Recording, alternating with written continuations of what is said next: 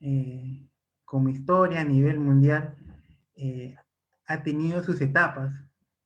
Hemos comenzado con las artesanías, cuando todo se producía de manera manual, se producía de manera artesanal, donde en las casas podían fabricarse su propio pan, podían hacer muchas cosas, hacerse su propia ropa. Pero ya con la primera revolución industrial, eh, la situación cambia. Con la primera revolución industrial ya comienzan a aparecer los procesos, a aparecer los mecanismos, la producción en masa. Y esto apoyado en las máquinas en vapor. Entonces, por ejemplo, acá en el ejemplo que tenemos en la imagen, tenemos el primer telar mecánico. Entonces, la energía que impulsó la revolución industrial, la industria 1.0, es el vapor. Entonces, con esto ya comienza la industrialización a nivel mundial. Luego, eh, pasan casi 100 años y aparece la segunda revolución industrial o la industria 2.0. Aquí ya se busca la eficiencia energética para poder producir en masa. Y esto se basa en la energía eléctrica. Por ejemplo, vemos en la imagen la primera cinta transportadora. Es cuando ya comenzó el uso de la energía eléctrica y ya las máquinas se comenzaron a ser más eficientes. Acá comenzaron a aparecer muchos retos. Es muy conocida la historia de Tesla y Edison. Edison impulsaba mucho el tema del sistema eléctrico en corriente continua, que es muy ineficiente para poder trasladar energía a largas distancias. Ya con el principal punto con el cual Tesla llega a ganar la guerra de las corrientes, mucho es por el tema que él inventa el motor de inducción, desarrolla ese motor. Al desarrollar el motor de inducción, ya la energía alterna comienza a tener utilidad para la industria. Al tener utilidad para la industria, ser más eficiente y más económico, comienza a empoderarse. Además, la energía alterna tenía ciertas ventajas versus la corriente continua. La alterna se puede trasladar largas distancias mediante líneas de transmisión, transformadores. Entonces, esto daba una gran ventaja. Se requerían menos recursos para poder usar esta energía. Y por lo tanto, la segunda revolución industrial se apoyó en la energía alterna. Pero con la energía alterna también surgen ciertas complicaciones. Hablamos de energía reactiva, hablamos de puntos de resonancia. Luego viene la tercera revolución industrial o la industria 3.0. Aquí ya el enfoque es por el tema de control. Cómo controlar la energía, cómo manejarla. Entonces ya aquí hablamos de la automatización, hablamos de la electrónica de potencia. Ya aparecen ese tipo de equipos. Y la cuarta revolución, con la industria 4.0, ya es el famoso Internet de las cosas. Ya hablamos de la conectividad, de, de cómo manejar o manejar información a largas distancias. un jefe de mantenimiento puede estar en su casa y de su casa puede ver el comportamiento de las bombas de interior mina. O desde el sistema de control pueden ver el comportamiento de las compresoras. Entonces ya el Internet de las cosas comienza a entrar en todo, no solamente en los productos domésticos, como son los celulares, los Smart TV, eh, la- las refrigeradoras, ¿no? Que ahora también ya tienen conectividad, o las cocinas, sino ya también se da un enfoque más industrial, que nos permite también hacer más eficiente los procesos. Entonces, nosotros nos vamos a enfocar principalmente en la eficiencia energética y el tema de armónicos, que vendría a ser la industria, parte de la industria 2.0 y la industria 3.0.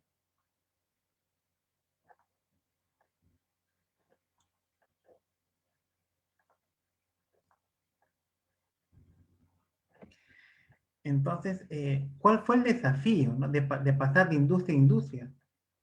Entonces, cuando se comenzó a plantear de que la energía o la corriente alterna debería ser la que, la que maneje o la que sustente el desarrollo de la segunda revolución industrial, apareció un problema. ¿Qué frecuencia le damos? Entonces, ¿y por qué el problema?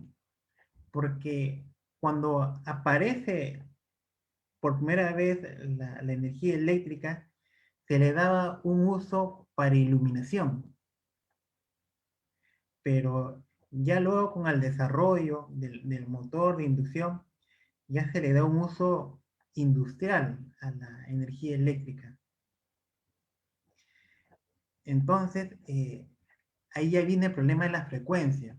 ¿Por qué? Porque el torque de un motor es inversamente proporcional a la frecuencia. ¿Qué quiere decir? A menor frecuencia tienes mayor torque. Entonces, cuando menor sea la frecuencia, más torque tiene el motor y por lo tanto vas a poder manejar más carga. Así funcionan los motores. Y las luminarias necesitan tener mayor frecuencia, porque si no aparecen los flickers. Ya comienzas a ver el parpadeo de la luz. Entonces, las luminarias no pueden trabajar a una frecuencia de 25 Hz, ¿no? Necesitan una frecuencia mayor. Entonces, inicialmente habían estandarizado de que para los sistemas de iluminación, la frecuencia debería estar alrededor de 133 Hz. Y para uso industrial, para los motores, en 25 Hz. Este es un problema porque necesitarías tener dos sistemas eléctricos para poder trabajar estos dos sistemas. Entonces, eso haría más engorroso el manejo de la energía eléctrica, ¿no? Y la idea de la energía, de usar la corriente alterna, era facilitar su uso, no como la corriente continua. Entonces, aquí ya había una complicación.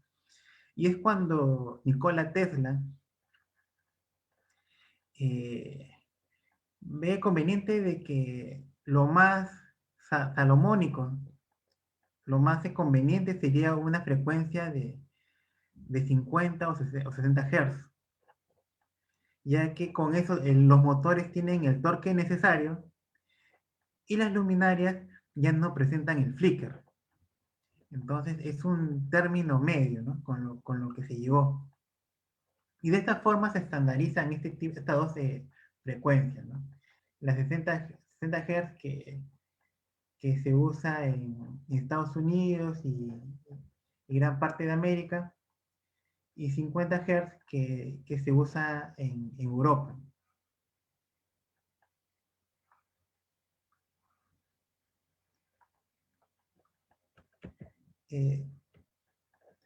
Luego tenemos ya, hablando directamente a lo que nos concierne, la industria 2.0 y la industria 3.0. Vemos acá el esquema de la corriente alterna. Entonces, la corriente alterna tiene una frecuencia. Entonces, al aparecer la corriente alterna, también aparecen ciertos dispositivos, como los condensadores, los motores, los transformadores que vendrían a ser cargas inductivas. Entonces, es ahí cuando ya aparecen los desfases. Estos desfases producen energía reactiva. Entonces, al aparecer la energía reactiva, ya teníamos ciertos inconvenientes. Entonces, parte de la solución para manejar la energía reactiva es colocar bancos de condensadores o capacitores. Esto nos permite eh, reducir el consumo de la energía reactiva. Ese es por una parte los problemas de la corriente alterna. Otra parte, los problemas que aparecen al manejar la corriente alterna, y Nikola Tesla se dio cuenta, es el tema de la resonancia. Cuando, cuando tiene sistemas eléctricos en alterna, con capacitores e inductores, los sistemas comienzan a tener una resonancia, una frecuencia natural, en el cual puede producir problemas en el sistema.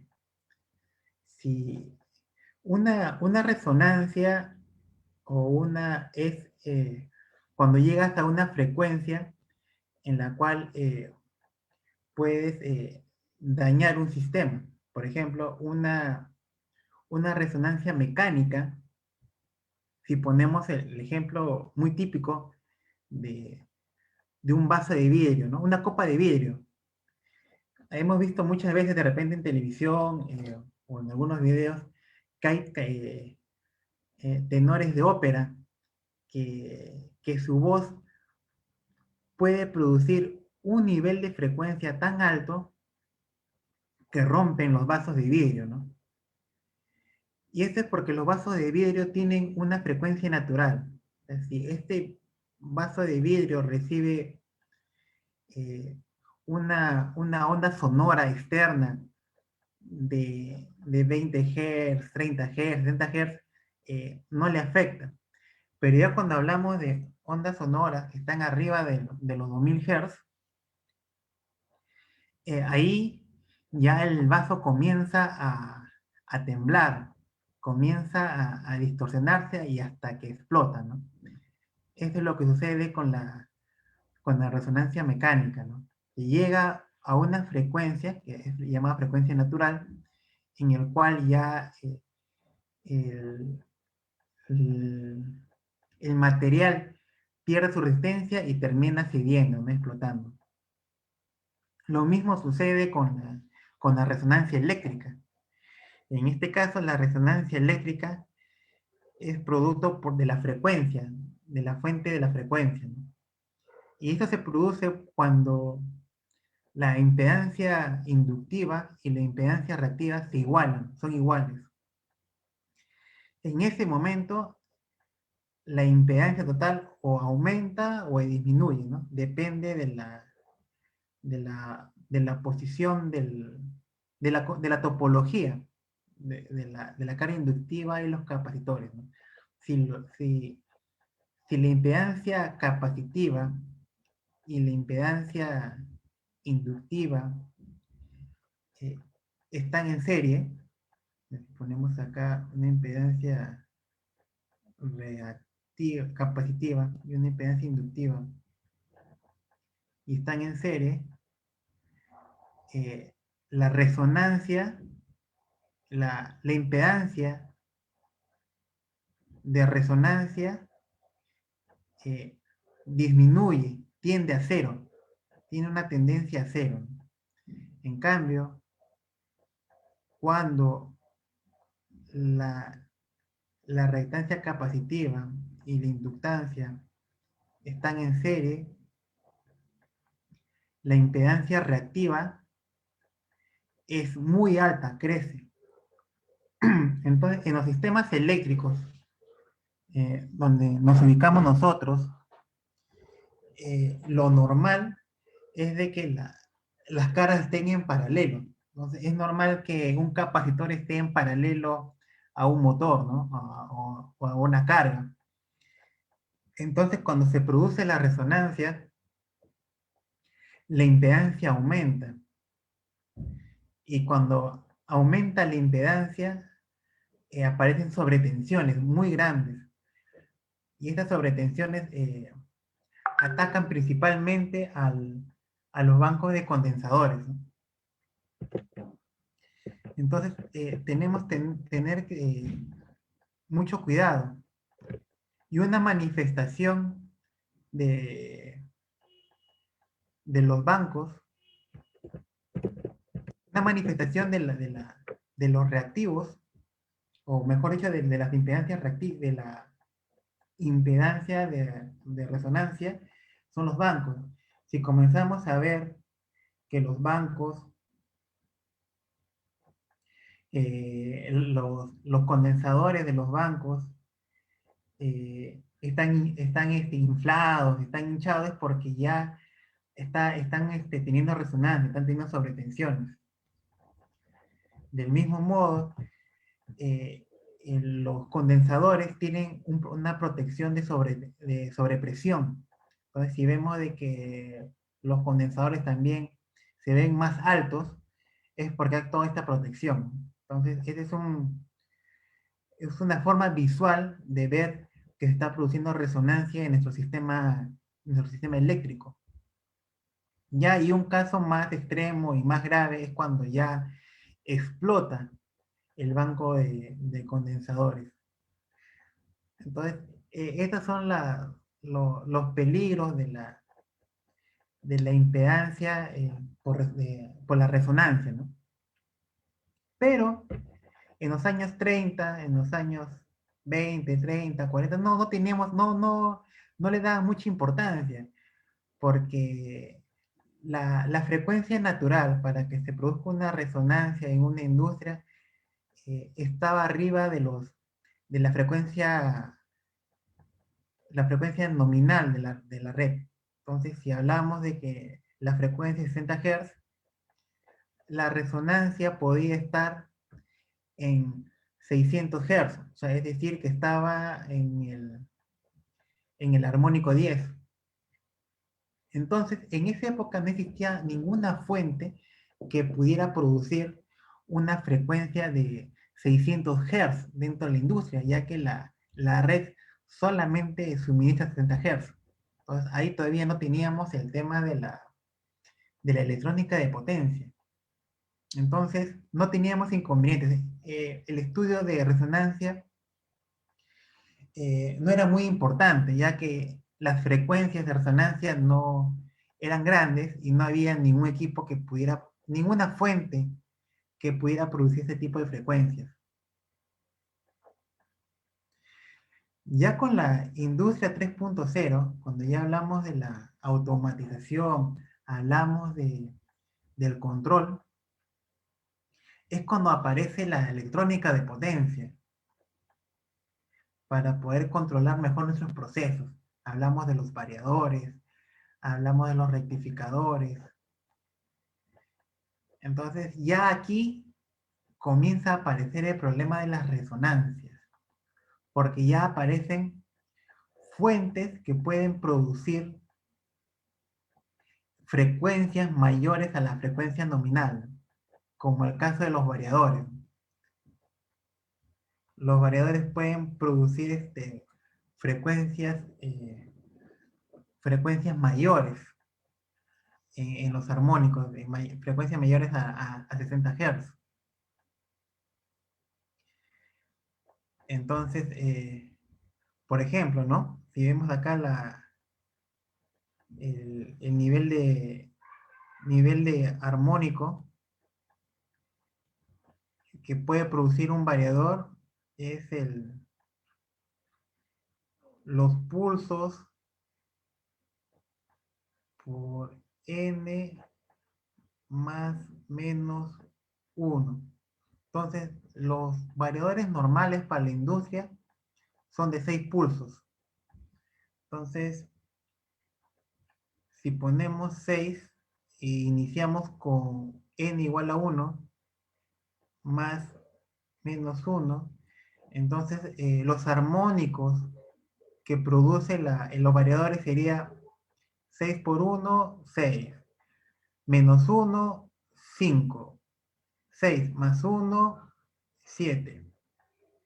Entonces, este tipo de variadores de pulsos produce los armónicos 5 y 7. Y podemos ir aumentando, ¿no? Si ponemos N2, sería 12, menos 1, 11, más 1, 13. Y así, usando esta fórmula podemos tener el orden de armónicos que producen los variadores. Si es un variador de 12 pulsos, producirá a partir del armónico 11, ¿no?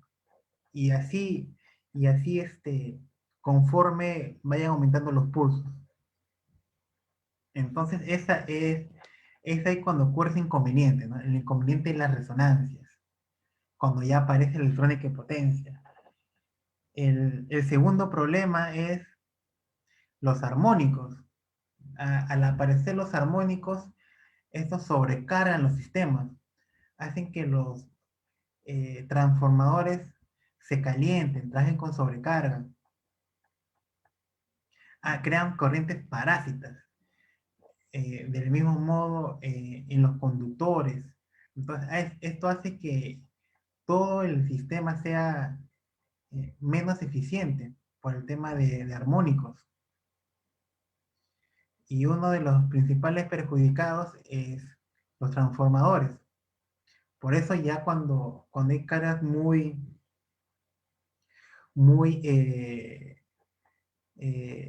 con muchos armónicos, hablamos de tableros de distribución o CCMs que alimentan puros variadores.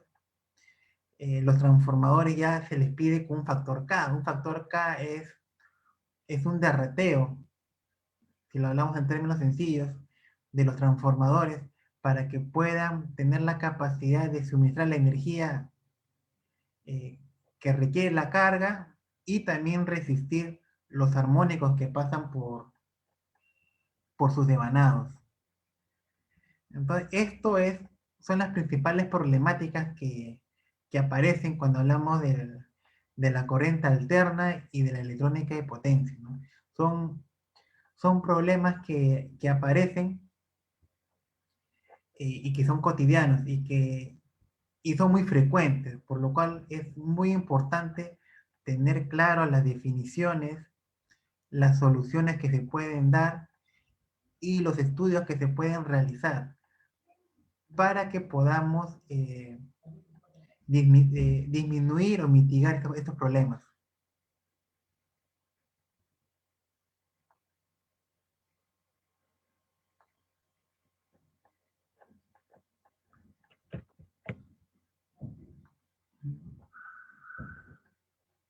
Bueno, ahora pasamos al siguiente punto, que es la necesidad de la energía reactiva. ¿Por qué es necesario la energía reactiva? Entonces, la energía reactiva se usa para la magnetización de motores y transformadores. Tanto los motores como los transformadores son bobinas. Estas bobinas, en el caso de transformadores, se magnetizan las bobinas primarias, la bobina primaria del transformador